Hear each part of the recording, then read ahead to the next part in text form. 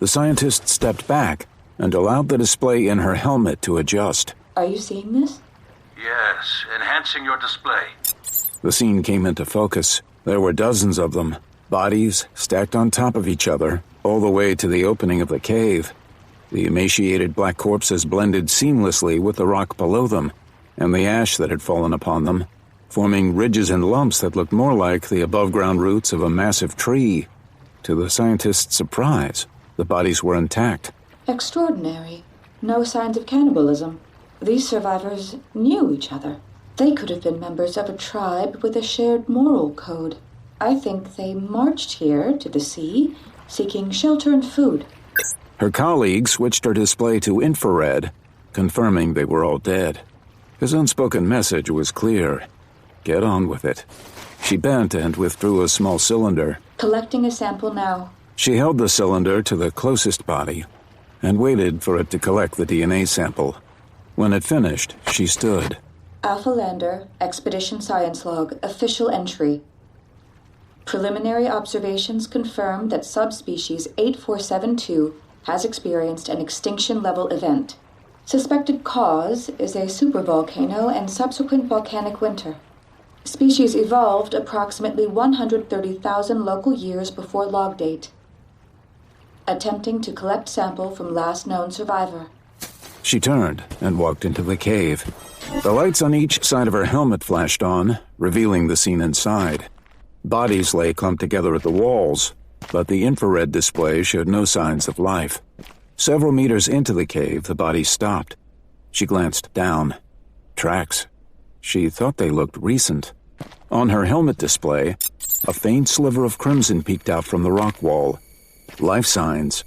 She rounded the turn, and the dark red spread into a glow of amber, orange, blues, and greens.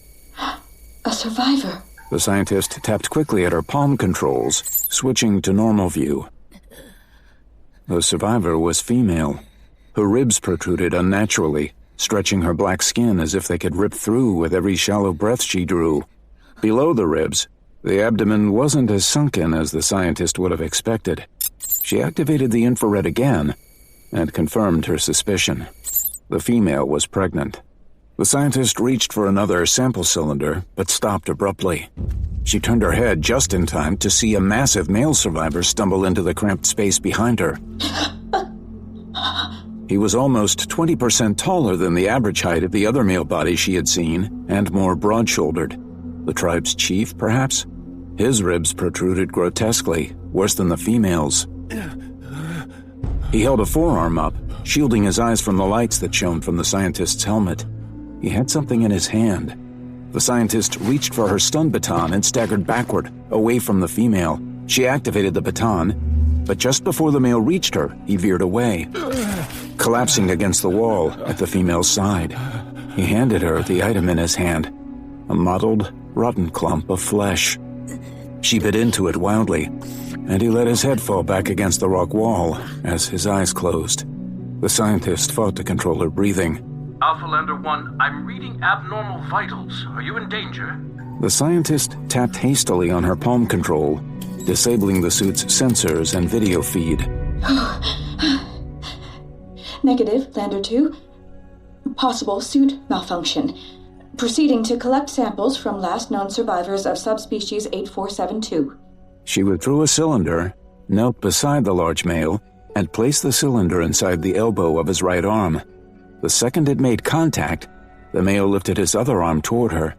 He placed his hand on the scientist's forearm, gripping gently, the only embrace the dying man could manage. Beside him, the female had finished her meal of rotten flesh, likely her last, and looked on through nearly lifeless eyes. The sample cylinder indicated it was full, but the scientist didn't draw it away. She sat there, frozen. Something was happening to her. Then the male's hand slipped off her forearm, and his head rolled back against the wall. Before the scientist knew what was happening, she had hoisted the male up, slung him over her shoulder, and placed the female on her other shoulder. The suit's exoskeleton easily supported the weight, but once she cleared the cave, keeping her balance was more difficult on the ash-covered rocky ridge.